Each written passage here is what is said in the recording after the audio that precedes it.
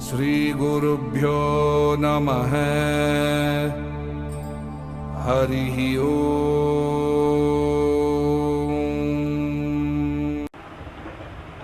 जय श्री राम। आप सभी का स्वागत है। आज की प्रस्तुति वीरों की साधना के संबंध में है। जब भी जहाँ कहीं भी वीर साधना का उल्लेख होता है, वीर कंगन, अंगूठी आदि का प्रयोग आवश्यक बता दिया जाता है। अप्सरा साधना में भी ऐसा ही बताया जाता है। मुद्रिका, गुटिका आदि ये केवल व्यापार का माध्यम है। किसी भी साधना में अधिक से अधिक यदि किसी अतिरिक्त साधन सामग्री की आवश्यकता है तो वह है संबंधित शक्ति का उचित यंत्र। बस वह यंत्र ही पर्याप्त और पूर्ण लाभ देने में पूरी तरह सक्षम है। किसी भी प्रकार की मुद्रिका, गुटिका, कंगन, विशेष माला आदि की आवश्यकता नहीं है। और ये मैं ऐसे ही नहीं कह रहा। वीर साधना और अप्सरा साधना पर तो मैंने विशेष शोध कर एक शोध पत्र तैयार भी किया था। कृत्या साधना पर भी था, परंतु घर में निर्माण कार्य चल रहा था और वह पत्र कहीं गुम हो गया। तो वो तो मैं पुनः कर लूँगा, क्योंकि तथ्य आवश्यक हैं। अभी ये जानें कि आप सब इस प्रकार की भ्रांति में न पड़ें कि मुद्रिका, गुटिका, अप्सरा, माला, वीर कंगन नहीं है तो साधना सिद्धि नहीं हो पाएगी। हाँ, यंत्र की आवश्यकता अवश्य है। आज के परिवेश के अनुसार यंत्र तीव्रता बढ़ाते हैं और सफलता सुनिश्चित करते हैं। वैसे तो पुस्तकों और विभिन्न ज्ञान प्राप्त करने के स्रोतों से आप सभी को वीरों के विषय में बहुत सारी जानकारी मिल जाएगी। 52 वीरों के नाम भी मिल जाएंगे। हो सकता है सबकी साधना का विधान भी कहीं दिया ही होगा। तो उन सब के बारे में चर्चा न करते हुए मैं अपनी बात प्रस्तुत करता हूँ, जो मुझे श्री गुरु कृपा से प्राप्त है। प्रश्न उठता है, वीर हैं कौन? ये बात तो ठीक है, भैरवी के अनुयायी हैं, माता काली के दूत हैं, आदि आदि।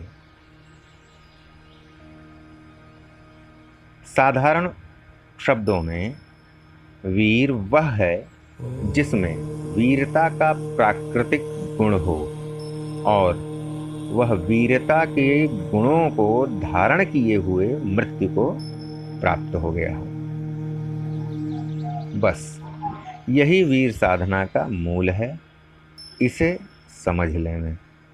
इस प्रकार यदि समझ लें तो इस प्रकार से मृत्यु को प्राप्त हुए किसी भी शक्ति को जागृत किया जा सकता है और वे वीर ही कहलाते हैं। जैसा कि सबको ज्ञात ही होगा कि 52 वीरों के अतिरिक्त भी अनेक वीर हैं जिनकी साधना पूजा होती है। मंदिर भी बनाए गए हैं, आज भी बनाए जाते हैं।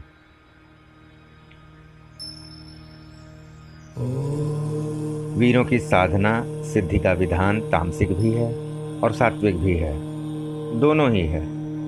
किंतु सात्विक विधान पर प्रकाश डाला ही नहीं जाता और साधक यह समझते हैं कि सात्विक विधान है ही नहीं।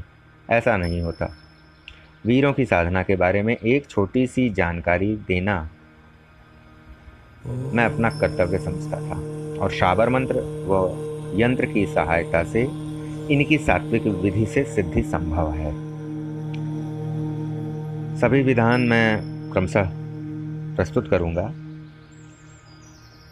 आज की प्रस्तुति का उद्देश्य आप सभी को भ्रांतियों से उबारने का था कि इन सिद्धियों हेतु आवश्यक सामग्री हेतु, जैसा कि बताया जाता है, अनावश्यक धन व्यय न करें। कई लोग ऐसे आए संपर्क में, बताया उन्होंने, मुद्रिका खरीदी, कंगन खरीदे, कोई फायदा नहीं, होगा भी नहीं। और आप इस तरह के कार्य करके भ्रांतियों को बढ़ावा न दें।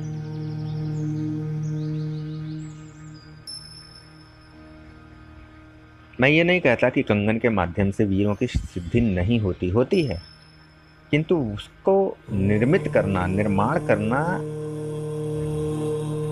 आसान नहीं है।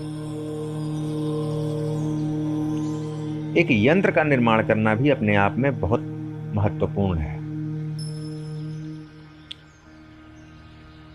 शेष आप सभी विवेकपूर्ण हैं, ज्ञानी हैं।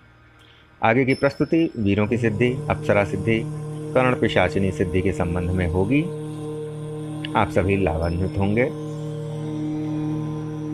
और प्रयास करूंगा कि इन सिद्धियों के संबंध में तथ्यपूर्ण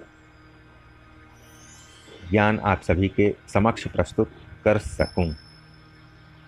आप सभी के शुभ की कामना करता हूं। जय श्री राम।